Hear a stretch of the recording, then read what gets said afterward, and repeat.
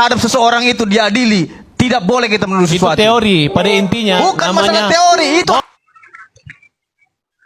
Jadi Farhad Abbas ini dibantah oleh si Fitra Nasution bahwa Fitra Nasution ini tetap membela ya, dia tetap membela kliennya yaitu Pak Ibtu Rudiana. Jadi dia tidak tanggung-tanggung si Fitra Nasution ini, tetap dia membela kliennya tersebut. Walaupun benar atau salah tetap dia bela, karena kita kan masyarakat sudah tahu ya bagaimana Fitra Nasution itu. kamu nggak perlu ngingatin saya. Bukan, artinya karena kita ini nggak boleh pengadilan. menuduh sebelum adanya Nggak boleh, putusan yang ini telah kesaksian di pengadilan. inkrah. Saksian siapa? Sebentar. Kita harus menyebutkan Saksian siapa? karena dugaan. Tiga Akbar. Presumption Kemudian of kesaksian innocence. Teguh. Ada seorang pengacara, Kemudian tiga kesaksian praduga daripada dong. Dede Seperti di depan itu. Pradi. Dan menyebut Ibtu Rudiana. Jelas menyebut nama Rudiana.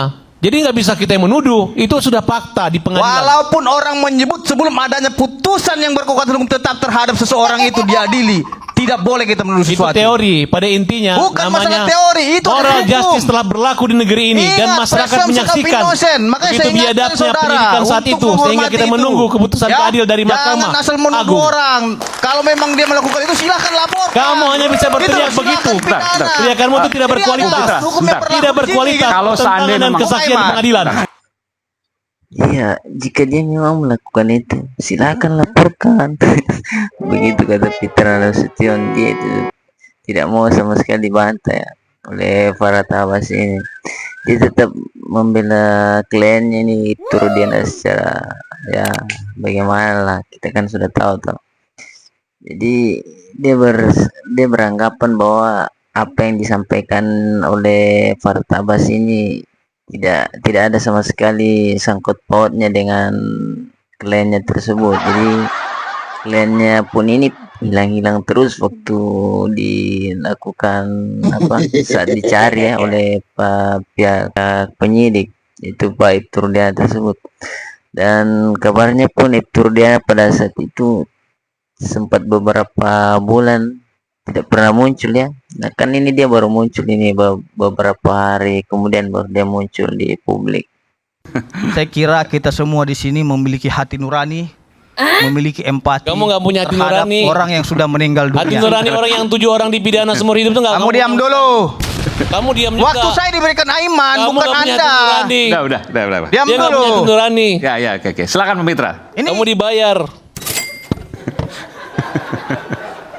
Kamu dibayar. Sudah, Kalau kita nggak dibayar. ini Sudah, dia benar. mau ngomong atau saya Silakan. mau bicara? Silakan lah Pak Mitra. Oke, Bu Kalau Farhad. memang dia mau bicara, silakan nanti kasih Ya, 50 jam di sini. Bicara sendiri. Kamu gitu loh. dibayar. Kalau kita gratis, kita brodeo. Oke. Ya, dalam waktu dekat, Oke. ya mudah-mudahan minggu depan kami sudah daftarkan PK itu. Oh ya langsung? Iya. Padahal belum tahu ini hasilnya apa.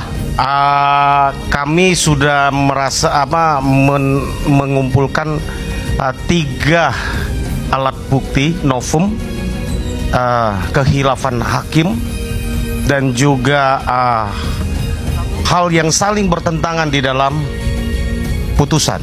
Tiga-tiganya kami dapatkan. Ini luar biasa. Tanpa menunggu keputusan MA, Mahkamah Agung, atas PK Sakatatal, 6 terpidana kasus Vina yakin bahwa akan mengajukan PK dan akan menang. Yakin? Setelah kami menganalisa dari novum, dari putusan, dari perkembangan yang ada, maka kami meyakini tanpa menunggu itu Ya, jadi seorang Jutek Bongso ini selaku dari kuasa hukum ke-6 terpidana tersebut, yakni Rivaldi dan kawan-kawannya ini akan membantu mereka ya dalam PK yang terakhir nanti ini, dan mereka akan melakukan peninjauan kembali seperti yang dilakukan oleh Sakatatal pertama itu. Ya, dan di sini dia akan memberikan klarifikasi bahwa apa yang dilakukan oleh majelis hakim pada saat pertama itu pada 2016 lalu itu adalah suatu kesalahan ya, atau novum kesalahan. Jadi para terpidana ini pun akan membantah ya, seperti Rivaldi, Aldi dan lainnya akan membantah bahwa mereka itu ditindas, itu diancam. Jadi mereka akan mengajukan peninjauan kembali ya jadi sebelum majelis hakim akan memberikan klarifikasinya bahwa bagaimana dengan terpidana tersebut ya, seorang Jutek Bongso ini akan maju duluan ya dan membela keenam terpidana tersebut, bahwa pada saat BAP 2016 lalu itu mereka itu ditindas atau dipaksa ya untuk mengakui, padahal mereka itu tidak melakukan. Nah, itu pada 2016 silam lalu.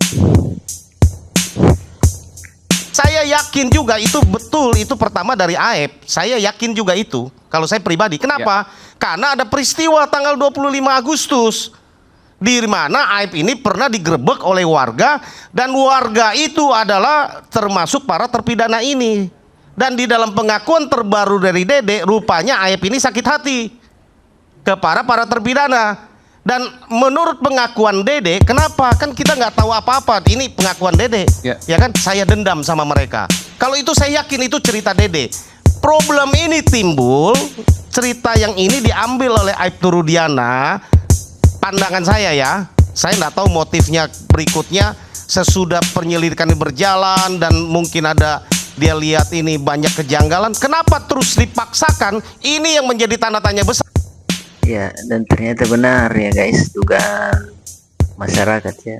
Ternyata apa yang dikatakan Aib itu terhadap kesaksiannya itu adalah semua itu adalah bohong. Ternyata memang Aib ini dia ada masalah dengan para terpidana tersebut. Ada masalahnya ya, mungkin masalah pribadi ya. Jadi dia pun melaporkan keenam tersebut, ketujuh tersebut seperti sakat tatal dan lain sebagainya. Jadi dia memang ada ujaran kebencian terhadap mereka. Jadi dia ini melaporkan kepada pihak kepolisian ya. Dan itu pun di situ ada Pak Aibtu Rudiana pada saat itu. Jadi Aibtu Rudiana pun mengambil kesempatan di situ dan menyuruh bahwa si Aib ini untuk melaporkan ke pidana tersebut.